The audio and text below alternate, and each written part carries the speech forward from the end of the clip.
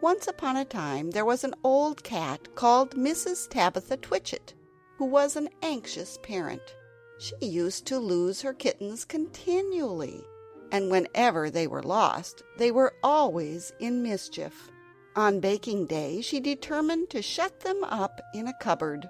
She caught Moppet and Mittens, but she could not find Tom. Mrs. Tabitha went up and down all over the house, mewing for Tom Kitten. She looked in the pantry under the staircase, and she searched in the best spare bedroom that was all covered up with dust sheets. She went right upstairs and looked into the attics, but she could not find him anywhere. It was an old, old house, full of cupboards and passages. Some of the walls were 4 feet thick, and there used to be queer noises inside them, as if there might be a little secret staircase. Certainly there were odd little jagged doorways in the wainscot, and things disappeared at night, especially cheese and bacon. Mrs. Tabitha became more and more distracted, and mewed dreadfully. While their mother was searching the house, Moppet and Mittens had got into mischief. The cupboard door was not locked, so they pushed it open and came out. They went straight to the dough, which was set to rise in a pan before the fire. They patted it with their soft little paws. "Shall we make dear little muffins?" said Mittens to Moppet. But just at that moment somebody knocked at the front door, and Moppet jumped into the flour barrel in a fright. Mittens ran away to the dairy and hid in an empty jar on the stone shelf where the milk pans stand. The visitor was a neighbor, Mrs. Ribby. She had called to borrow some yeast. Mrs. Tabitha came downstairs, mewing dreadfully. "Come in, Cousin Ribby, come in, and sit ye down. I'm in a sad state, Cousin Ribby," said Tabitha, shedding tears. "I've lost my dear son Thomas. I'm afraid the rats have got him." She wiped her eyes with her apron. "He's a bad kitten, Cousin Tabitha. He's made a cat's cradle of my best bonnet last time I came to tea. Where have you looked for him?" "All over the house. The rats are too many for me. What a thing it is to have an unruly family," said Mrs. Tabitha Twitchit. "I'm not afraid of rats. I'll help you find him, and I'll whip him too. What's all that soot in the fender?" "The chimney wants sweeping." "Oh, dear me, Cousin Ribby, now Moppet and Mittens are gone. They have both got out of the cupboard." Ribby and Tabitha set to work to search the house thoroughly again. They poked under the beds with Ribby's umbrella, and they rummaged in the cupboards. They even fetched a candle and looked inside a clothes chest in one of the attics. They could not find anything. But once they heard a door banged, and somebody scuttered downstairs. "Yes, it is infested with rats," said Tabitha tearfully. "I caught 7 young ones out of one hole in the back kitchen, and we had them for dinner last Saturday. And once I saw the old father rat, an enormous old rat, Cousin Ribby. I was just going to jump upon him when he showed his yellow teeth at me and whisked down the hole. The rats get upon my nerves, Cousin Ribby," said Tabitha. Ribby and Tabitha searched and searched. They both heard a curious roly-poly noise under the attic floor, but there was nothing to be seen. They returned to the kitchen. "Here's one of your kittens at least," said Ribby, dragging Moppet out of the flour barrel. They shook the flour off her and set her down on the kitchen floor. She seemed to be in a terrible fright. "Oh, Mother, Mother," said Moppet, "there's been an old woman rat in the kitchen, and she's stolen some of the dough." The 2 cats ran to look at the dough pan. Sure enough, there were marks of little scratching fingers, and a lump of dough was gone. "Which way did she go, Moppet?" But Moppet had been too much frightened to peep out of the barrel again. Ribby and Tabitha took her with them to keep her safely in sight while they went on their search. They went into the dairy. The first thing they found was Mittens, hiding in an empty jar. They tipped over the jar, and she scrambled out. "Oh, Mother, Mother," said Mittens. "Oh, Mother, Mother, there has been an old man rat in the dairy. A dreadful, 'normous big rat, Mother. And he's stolen a pat of butter and the rolling pin." Ribby and Tabitha looked at one another. "A rolling pin and butter? Oh, my poor son Thomas!" exclaimed Tabitha, wringing her paws.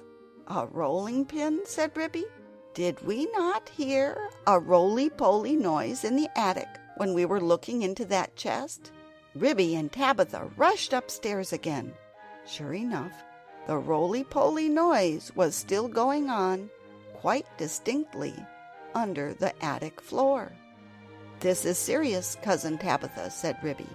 "We must send for John Joyner at once, with a saw." Now this is what had been happening to Tom Kitten, and it shows how very unwise it is to go up a chimney in a very old house, where a person does not know his way, and where there are enormous rats. Tom Kitten did not want to be shut up in a cupboard. When he saw that his mother was going to bake, he determined to hide. He looked about for a nice convenient place, and he fixed upon the chimney. The fire had only just been lighted, and it was not hot, but there was a little white choky smoke from the green sticks. Tom Kitten got upon the fender and looked up. It was a big, old-fashioned fireplace. The chimney itself was wide enough inside for a man to stand up and walk about, so there was plenty of room for a little tomcat. He jumped right up onto the fireplace, balancing himself upon the iron bar where the kettle hangs. Tom Kitten took another big jump off the bar and landed on a ledge high up inside the chimney, knocking down some soot into the fender. Tom Kitten coughed and choked with the smoke. He could hear the sticks beginning to crackle and burn in the fireplace down below. He made up his mind to climb right to the top and get out on the slates, and try to catch sparrows. "I cannot go back. If I slipped, I might fall in the fire and singe my beautiful tail and my little blue jacket." The chimney was a very big, old-fashioned one. It was built in the days when people burnt logs of wood upon the hearth. The chimney stack stood up above the roof like a little stone tower, and the daylight shone down from the top, under the slanting slates that kept out the rain. Tom Kitten was getting very frightened. He climbed up and up and up. Then he waded sideways through inches of soot. He was like a little sweep himself. It was most confusing in the dark. One flue seemed to lead into another. There was less smoke, but Tom Kitten felt quite lost. He scrambled up and up, but before he reached the chimney top, he came to a place where somebody had loosened a stone in the wall. There were some mutton bones lying about. "This seems funny," said Tom Kitten. "Who has been gnawing bones up here in the chimney? I wish I had never come. And what a funny smell! It is something like mouse, only dreadfully strong. It makes me sneeze," said Tom Kitten. He sneezed through the hole in the wall and dragged himself along a most uncomfortably tight passage, where there was scarcely any light. He groped his way carefully for several yards, and he was at the back of the skirting board in the attic, where there was a little mark asterisk in the picture. All at once he fell head over heels in the dark, down a hole, and landed on a heap of very dirty rags. When Tom Kitten picked himself up and looked about him, he found himself in a place that he had never seen before, although he had lived all his life in the house. It was a very small, stuffy, fusty room, with boards and rafters and cobwebs and lath and plaster. Opposite to him As far away as he could sit was an enormous rat. "What do you mean by tumbling into my bed all covered with smuts?" said the rat, chattering his teeth. "Please, sir, the chimney wants sweeping," said poor Tom Kitten. "Anna Maria! Anna Maria!" squeaked the rat. There was a pattering noise, and an old woman rat poked her head round a rafter. All in a minute she rushed upon Tom Kitten, and before he knew what was happening, his coat was pulled off, and he was rolled up in a bundle and tied with string in very hard knots. Anna Maria did the tying. The old rat watched her and took snuff. When she had finished, they both sat staring at him with their mouths open. "Anna Maria," said the old man rat, whose name was Samuel Whiskers, "Anna Maria, make me a kitten dumpling roly-poly pudding for my dinner." "It requires dough and a pat of butter and a rolling pin," said Anna Maria, considering Tom Kitten with her head to one side. "No," said Samuel Whiskers, "make it properly, Anna Maria, with breadcrumbs." "Nonsense! Butter and dough," replied Anna Maria. The two rats consulted together for a few minutes and then ran away. Samuel Whiskers got through a hole in the wainscot and went boldly down the front staircase to the dairy to get the butter. He did not meet anybody. He made a second journey for the rolling pin. He pushed it in front of him with his paws, like a brewer's man trundling a barrel.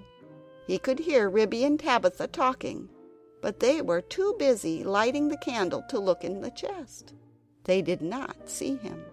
Anna Maria went down by way of skirting board and a window shutter to the kitchen to steal the dough. She borrowed a small saucer and scooped up the dough with her paws. She did not observe Moppet. While Tom Kitten was left alone under the floor of the attic, he wriggled about and tried to mew for help.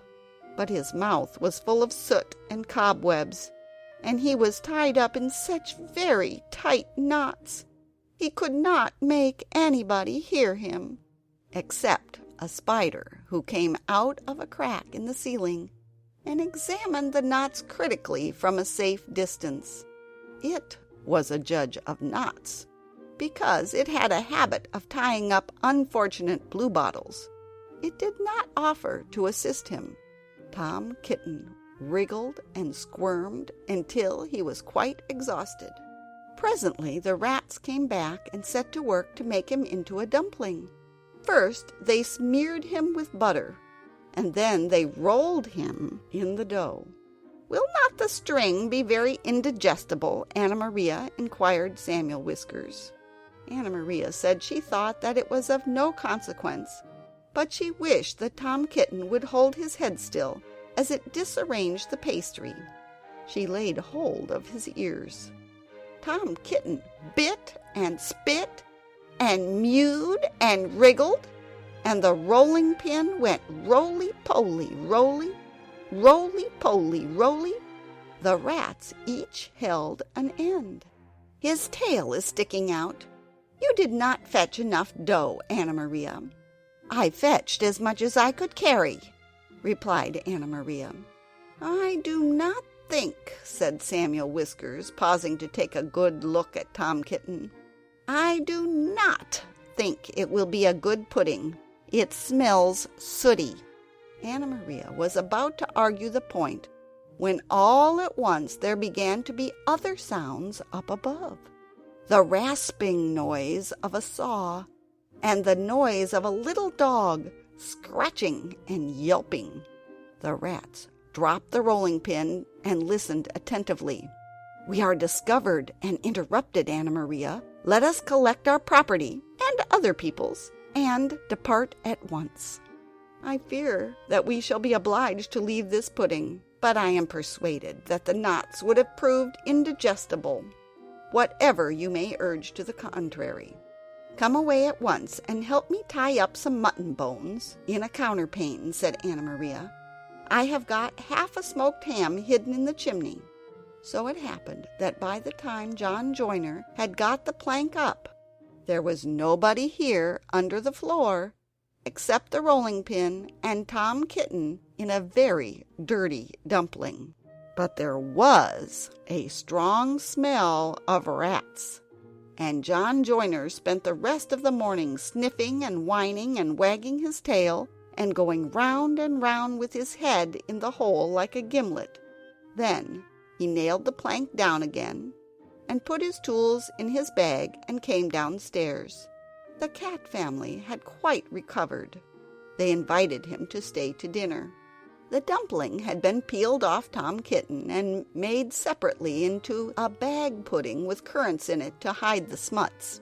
They had been obliged to put Tom Kitten into a hot bath to get the butter off. John Joiner smelt the pudding, but he regretted that he had not time to stay to dinner, because he had just finished making a wheelbarrow for Miss Potter, and she had ordered 2 hen coops. And when I was going to the post late in the afternoon, I looked up the land from the corner, and I saw Mr. Samuel Whiskers and his wife on the run, with big bundles on a little wheelbarrow which looked very much like mine. They were just turning in at the gate to the barn of Farmer Potatoes. Samuel Whiskers was puffing and out of breath. Anna Maria was still arguing in shrill tones. She seemed to know her way, and she seemed to have a quantity of luggage. I am sure I never gave her leave to borrow my wheelbarrow. They went into the barn and hauled their parcels with a bit of string to the top of the haymow. After that, there were no more rats for a long time at Tabitha Twitchit's. As for Farmer Potatoes, he has been driven nearly distracted. There are rats and rats and rats in his barn. They eat up the chicken food and steal the oats and bran and make holes in the meal bags. And they are all descended from Mr. and Mrs. Samuel Whiskers, children and grandchildren and great-great-grandchildren. There is no end to them. Moppet and Mittens have grown up into very good rat-catchers. They go out rat-catching in the village, and they find plenty of employment. They charge so much a dozen and earn their living very comfortably. They hang up the rats' tails in a row on the barn door to show how many they have caught. Dozens and dozens of them. But Tom Kitten has always been afraid of a rat. He never durst face anything that is bigger than a mouse.